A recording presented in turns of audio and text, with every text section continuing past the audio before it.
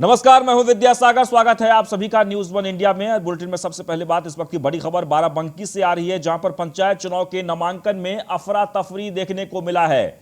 आपको बता दें कि नामांकन के दौरान प्रशासनिक लापरवाही देखने को मिली। अंधेरे में नामांकन करते नजर आए प्रत्याशी, टॉर्च जलाकर नामांकन प्रक्रिया पूरी करते हुए नजर आए प्रत्याशी।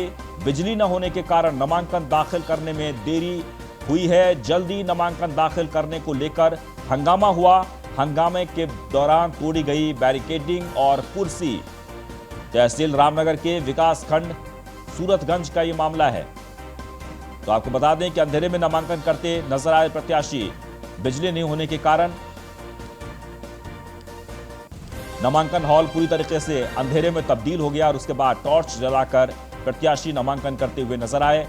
लेकिन इस बीच जल्दी नामांकन नहीं होने के कारण हंगामा शुरू हो गया और हंगामे में तोड़फोड़ भी की गई है। तस्वीरों में आप देख सकते हैं, बाराबंकी की यह तस्वीर है। टॉर्च जलाकर नामांकन प्रक्रिया पूरी करते प्रत्याशी नजर आ रहे हैं। ये तस्वीर आप देखिए। बिजली न होने के कारण नामांकन दाखिल करने में काफी देरी हुई और इस बात को लेकर लोगों में काफी आक्रोश देखने को मिला।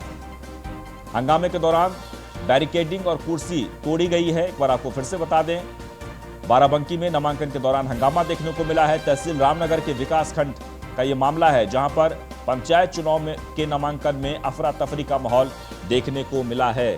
तो त्रिस्तरीय पंचायत चुनाव को लेकर उत्तर प्रदेश के अलग अलग जिलों में नामांकन की प्रक्रिया यानी कि तीसरे फेज के लिए यह शुरू हो गया है। भोलानाथ जुड़ गए इस वक्त हमारे साथ फोन लाइन पर। भोलानाथ, इस वक्त वहां पर क्या स्थिति है? बिल्कुल बता दें, सूरतगंज का ब्लॉक का मामला है, जहां पे त्रिस्तरीय पंचायत चुनाव को लेकर तीसरे चरण का नामांकन आज हो रहा था। जिस नामांकन के दौरान ब्लॉक कर्मचारियों की बड़ी लापरवाही देखने को मिली, जहां पर लाइट व्यवस्था नहीं की गई। मोबाइल का टॉर्च जलाकर वहां पे प्रत्याशियों का नामांकन करवाया जा रहा है। वहीं दूसरी ओर कोरोना वायरस को लेकर अगर बात करें तो सोशल डिस्टेंस की जमकर धज्जियां उड़ती नजर आ रही है। हर तरफ लोग अफरा तफरी का माहौल बना हुआ है। यहाँ तक कि सूरतगंज में जो पुलिस प्रशासन के द्वारा बैरिकेडिंग लगाई गई थी, उसको भी प्रत्याशियों ने तोड़ दिया है। जी जी, जहां तक वहां पर हंगामे की बात कर लीजिए, जैसे कि आप कह रहे हैं कि वहां पर हंगामा भी हुआ है, तोड़फोड़ भी की गई है, क्या इस मामले में कोई कार्रवाई हुई? देखिए, अभी तक बात करें कार्रवाई की तो चूंकि वो पुलिस वहां पे मौजूद थी, पुलिस ने वहां पे भीड़ को तितर बितर कर दिया है। मामला पूरी तरह कंट्रोल में है पुलिस के। लेकिन जिस तरीके से प्रशासन को व्यवस्थाएं करनी चाहिए थी, क्योंकि नामांकन है, नामांकन में बड़ी संख्या में भीड़ इकट्ठा होगी, इसको लेकर कहीं ना कहीं प्रशासन पूरी तरह फेल होता नजर आ रहा है। क्योंकि वहां पे जो भीड़ एकत्रित हुई, भीड़ को पहले से नहीं कंट्रोल किया गया, जिसके बाद भीड़ एकाएक करके बैरिकेडिंग जो पुलिस के द्वारा लगाई गई थी कि इसके आगे कोई भी पब्लिक का आदमी नहीं जाएगा, सिर्फ प्रत्याशी वहां पे जाएंगे, वो बैरिकेडिंग तोड़ दी गई। वहीं पे जो कुर्सी लगी थी, एक तो कुर्सी भी टूटी है। जी, भोलानाथ, सबसे जो महत्वपूर्ण है कोरोना को लेकर जिस तरीके से उत्तर प्रदेश में गाइडलाइंस जारी किए गए हैं, त्रिस्तरीय पंचायत चुनाव में भी कहा गया है कि 5 लोगों से ज्यादा की भीड़ नहीं होनी चाहिए, लेकिन हर नामांकन सेंटर पर जो किसी प्रकार के कोई गाइडलाइंस का पालन होते हुए नहीं दिख रहा है। क्या प्रशासन के जो अधिकारी हैं वो मौके पर नहीं पहुंच रहे हैं, वो फॉलो कराने के लिए तैयार नहीं है? बाराबंकी में 16 ब्लॉक है, 16 ब्लॉक केंद्रों पर नामांकन सेंटर बनाए गए, जहां पर सभी प्रत्याशियों का नामांकन हो रहा है। लेकिन लगभग सभी ब्लॉकों की बात करें तो कहीं पे कोविड गाइडलाइंस का पालन नहीं हो रहा।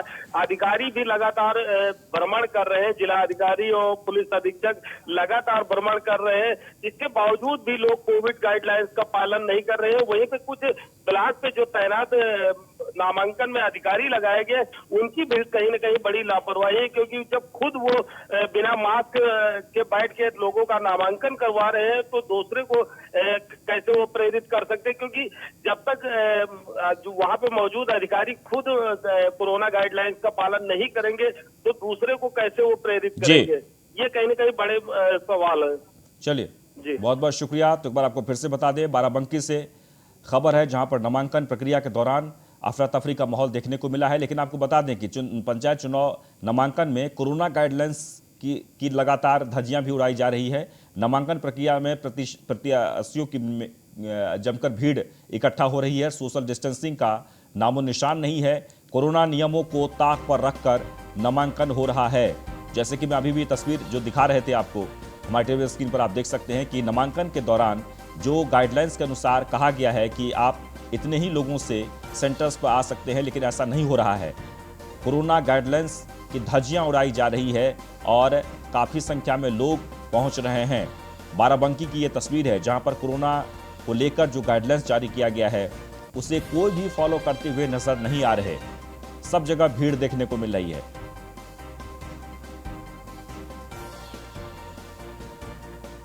हालांकि पुलिस मुस्तैदी से तैयार है, लोगों को बार बार समझाया जा रहा है, लेकिन नामांकन के दौरान नामांकन सेंटर पर काफी भीड़ देखने को मिली। आगे बढ़ते हैं, मेरठ के जिला उद्यान अधिकारी की कोरोना से मौत हो गई है। आपको बता दें कि दिल्ली के अस्पताल में भर्ती आरएस राठौर की मौत हो गई है। मध्य प्रदेश के रहने वाले थे आरएस राठौर। बड़ी खबर इस वक्त की मेरठ से आ रही है, जहां दिल्ली के अस्पताल में भर्ती आरएस राठौर की मौत हो गई है। एक बार आपको फिर से बता दें कि मध्य प्रदेश के रहने वाले थे आरएस राठौर, लेकिन मेरठ के जिला उद्यान अधिकारी यानी मेरठ में तैनात थे, जिन्हें कुछ दिन पहले कोरोना हुआ था और कोरोना के बाद उन्हें दिल्ली के अस्पताल में भर्ती कराया गया था। फिलहाल आरएस राठौर की मौत हो गई है। इस वक्त की बड़ी खबर आ रही है। आपको बता दें कि कोरोना जो धीरे धीरे विकराल रूप धारण कर रहा है और कोई भी उसमें बख्शा नहीं जा रहा है।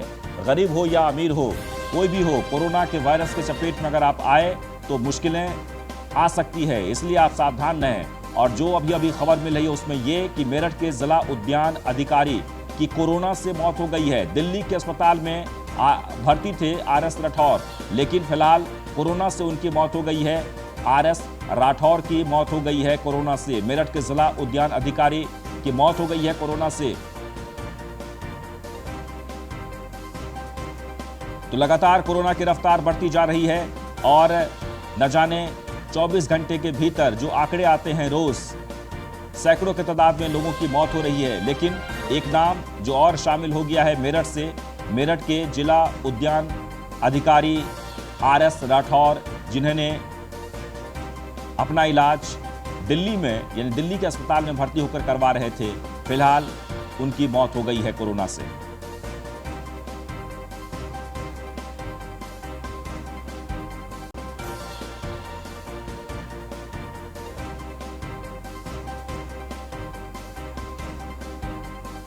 तो दिल्ली के अस्पताल में भर्ती आरएस राठौर की मौत हो गई है। एक बार आपको फिर से बता दें, मध्य प्रदेश के रहने वाले थे आरएस राठौर और कोरोना से इनकी मौत हो गई है। जिला उद्यान अधिकारी जो कि मेरठ में तैनात थे।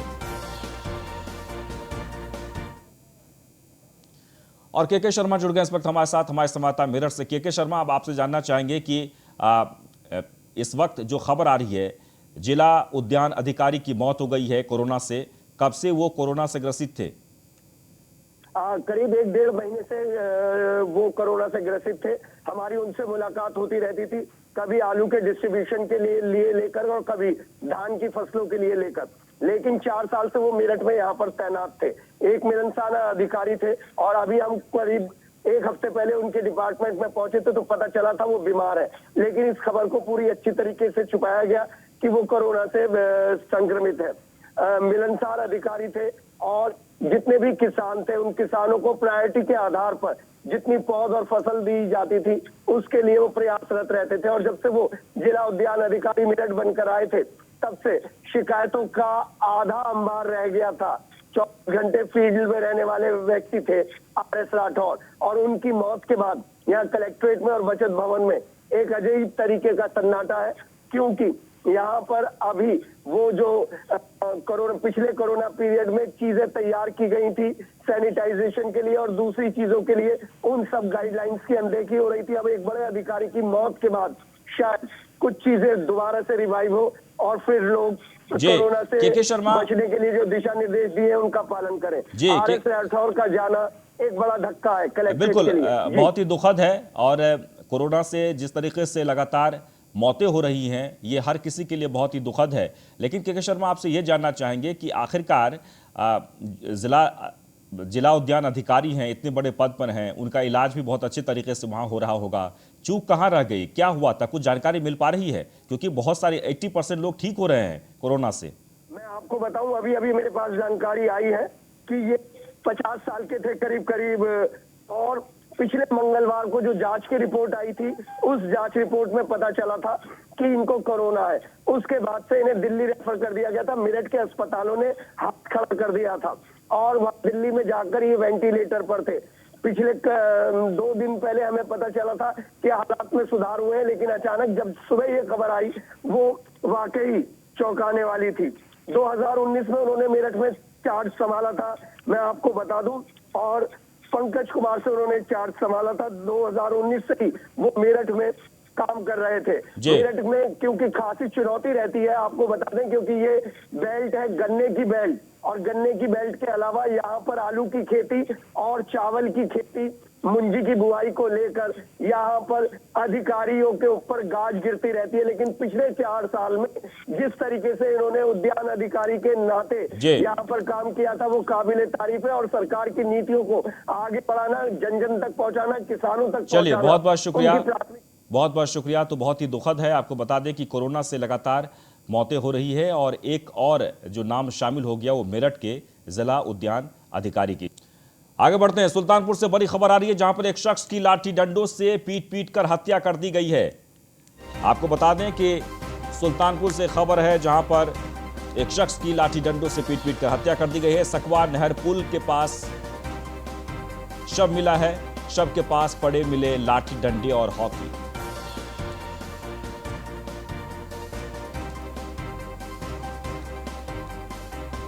तो सीओ लंबुआ ने घटनास्थल का मुआयना किया है। एक बार आपको फिर से बता दें कि सुल्तानपुर से खबर है, जहां पर एक शख्स की लाठी डंडों से पीट कर हत्या कर दी गई है। कहा यह जा रहा है कि जमीनी विवाद को लेकर इस घटना को अंजाम दिया गया। फिलहाल इस मामले की तफ्तीश में पुलिस जुट गई है। सकवा नहर पुल के पास इस शख्स का शव बरामद किया गया। फिलहाल शव के पास से लाठी डंडे और हॉकी बरामद किए गए हैं, जिससे यह अंदाजा लगाया जा रहा है दुधिया बबुआ के रूप में मृतक की शिनाख्त हुई है।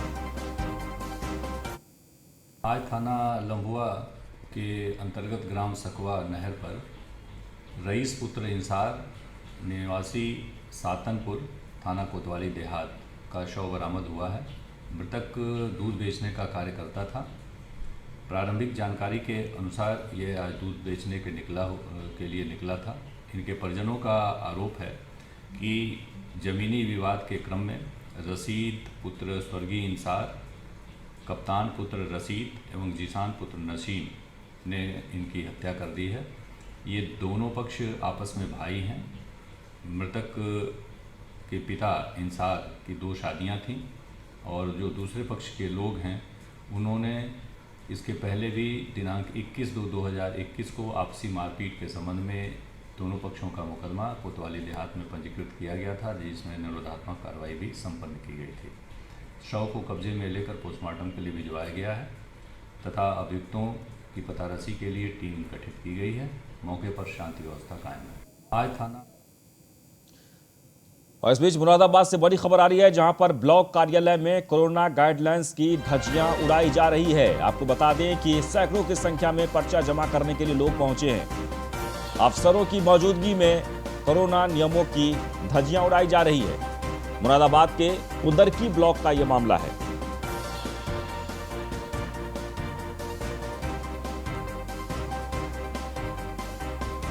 खबर मुरादाबाद से, जहां पर ब्लॉक कार्यालय में कोरोना गाइडलाइंस का उल्लंघन देखने को मिल रहा है। तस्वीरों में आप देख सकते हैं, दरअसल पर्चा जमा करने के लिए ये लोग पहुंचे हैं।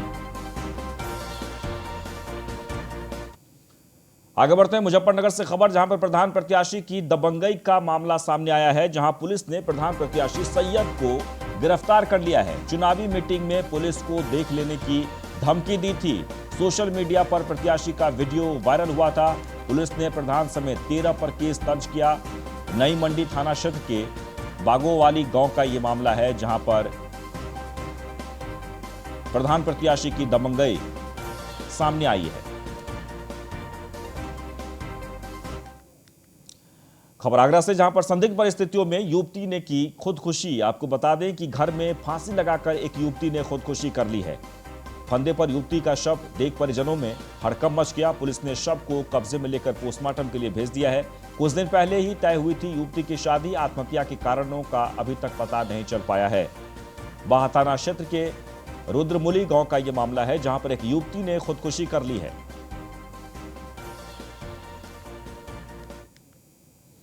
खबर उन्नाव से, जहां पंचायत चुनाव प्रचार में बांटी गई जहरीली शराब। जहरीली शराब पीने से एक व्यक्ति की संदिग्ध परिस्थिति में मौत हो गई है।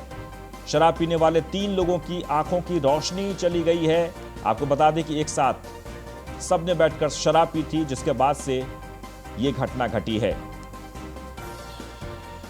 दबंग प्रत्याशी के डर से परिजनों ने अंतिम संस्कार किया। तीनों पीड़ित दबंग प्रत्याशी के खिलाफ बोलने से घबरा रहे हैं। खबर हरदोई से, जहां प्रधान पद के प्रत्याशी के भाई को गिरफ्तार किया गया है। पुलिस ने शराब बांटते रंगे हाथों गिरफ्तार किया था। एम्बुलेंस में भरकर शराब लाई गई थी वोटरों को लुभाने के लिए, लेकिन पुलिस को जब इस बात की जानकारी मिली, पुलिस ने छापेमारी की और प्रधान प्रत्याशी के भाई को गिरफ्तार कर लिया गया है।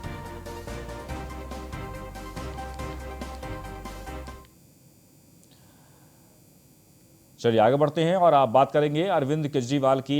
तो दिल्ली के मुख्यमंत्री अरविंद केजरीवाल ने प्रेस कॉन्फ्रेंस की है। कोरोना पर दिल्ली सीएम की प्रेस कॉन्फ्रेंस हुई है। सीबीएसई की परीक्षा रद्द की जानी चाहिए, ऐसा उन्होंने मांग की है। कई देशों में ये परीक्षाएं रद्द की गई है। सीबीएसई की परीक्षा रद्द करें केंद्र सरकार। केजरीवाल परीक्षा केंद्र बड़े हॉट स्पॉट बन सकते हैं, यानी कोरोना के मद्देनजर उन्होंने ये बात कही है। 45 साल के ऊपर के लोग वैक्सीन जरूर लगाएं।